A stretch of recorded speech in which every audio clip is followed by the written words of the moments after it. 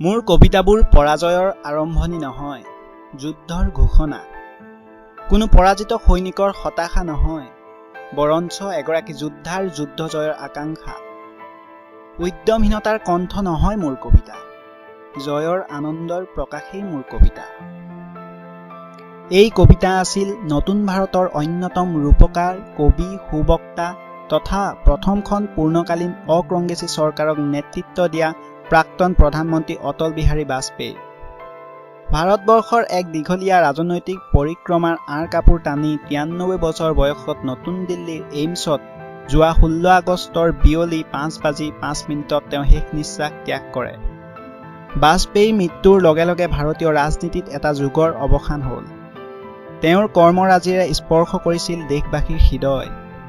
বাজপেয়ীৰ নিষ্ঠা আৰু সততাই শাসক বিৰোধীৰ লগতে মোহাচ্ছন্ন কৰিছিল দেশৰ সকলো জনতাক। তথাকথিত ৰাজনৈতিক নেতাৰ দৰে তেওঁ আৱেগিক ভাষণ দিয়া নাছিল। তেওঁৰ ভাষণে স্বতঃস্ফূৰ্তভাৱে সাধাৰণ শ্ৰোতাক আকৰ্ষিত কৰিছিল। তেওঁ স্বভাৱসুলভ ব্যক্তিত্বৰে সকলোকে আকৰ্ষিত কৰিব পাৰিছিল। স্বাধীন ভাৰতৰ তেওঁ এজন অন্যতম শ্ৰেষ্ঠ জননেতা। তেওঁ কৈছিল, আমাৰ লক্ষ্য হয়তো সীমাহীন আকাশৰ দৰে বিশাল, কিন্তু আমাৰ পণ হ'ব লাগে হাতে হাত ধৰি আগবাঢ়ি যোৱা। দেশৰ 10মগৰাকী প্ৰধানমন্ত্ৰী অটল বিহাৰী বাজপেয়ী 1924 চনৰ 25 ডিচেম্বৰত গোৱালিয়ৰত জন্মগ্ৰহণ কৰিছিল। তেওঁৰ দেউতাক আছিল কৃষ্ণ বিহাৰী বাজপেয়ী আৰু মাতৃ আছিল কৃষ্ণা দেৱী। তেওঁ স্কুলীয়া জীৱনৰ পাতনি মেলে সৰস্বতী শিশু মন্দিৰ গোৱালিয়ৰত। পিছলৈ তেওঁ কানপুৰৰ DAV কলেজৰ পৰা পলিটিকেল ছায়েন্স বিভাগত স্নাতক ডিগ্ৰী অৰ্জন কৰে। 1939 চনত তেখেতে RSS অৰ্থাৎ ৰাষ্ট্ৰীয় স্বয়ং সেৱক সংঘত যোগদান কৰে। তেওঁ RSSত অত্যন্ত সক্ৰিয় ভূমিকা পালন কৰে। 1951 চনত তেখেতে দীনদয়াল উপাধ্যায়ৰ লগত ভাৰতীয় জনসংঘৰ গঠন কৰে। দীনদয়াল উপাধ্যায়ৰ মৃত্যুৰ পিছত তেওঁ জনসংঘৰ মূল নেতা হৈ পৰে।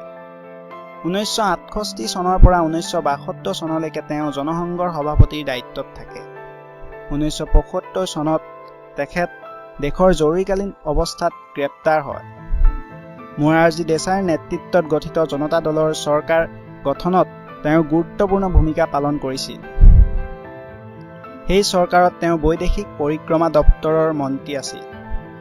ৰাষ্ট্ৰসংঘত হিন্দী ভাষাত ভাষণ প্ৰদান কৰা প্ৰথম ভাৰতীয়জনো হৈছে অটল বিহাৰী বাজপেয়ী। 1980 চনত তেওঁ লালকৃষ্ণ আদৱানীৰ সৈতে লগ লাগি বিজেপিৰ জন্ম দিয়ে।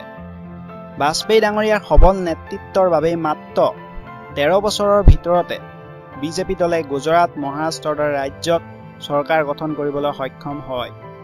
লাহে লাহে তেওঁৰ নেতৃত্বত বিজেপিয়ে ভাৰতৰ শক্তিশালী ৰাজনৈতিক দল হিচাপে আত্মপ্ৰকাশ কৰে। 1996 চনত কেন্দ্ৰত বিজেপি নেতৃত্বাধীন চৰকাৰ গঠন কৰি মাত্ৰ 13 দিনৰ বাবে তেওঁ প্ৰধানমন্ত্ৰী অধিষ্ঠিত হৈছিল। লোকসভাত প্ৰয়োজনীয় সংখ্যাগৰিষ্ঠতা নথকাৰ বাবে তেওঁ প্ৰধানমন্ত্ৰী পদৰ পৰা পদত্যাগ কৰিবলগীয়া হয়। 1998 চনত তেওঁ পুনৰ 13 মাহৰ বাবে প্ৰধানমন্ত্ৰী পদত অধিষ্ঠিত হয় আৰু 1999 চনৰ পৰা 2004 চনলৈকে একেৰাহে 5 বছৰ প্ৰধানমন্ত্ৰী হিচাপে কাৰ্যনিৰ্বাহ কৰে। প্ৰধানমন্ত্ৰী হিচাপে দেশৰ উন্নতিত তেওঁ এক নতুন মাত্ৰা প্ৰদান কৰিছিল। তেওঁৰ কাৰ্যকালত পৰমাণু পৰীক্ষণেৰে ভাৰতক সামৰিক দিশত শক্তিশালী ৰাষ্ট্ৰৰূপে তুলি ধৰে। জয় জোৱান, জয় কিষাণৰ লগত তেওঁ যোগ দিছিল জয় বিজ্ঞান।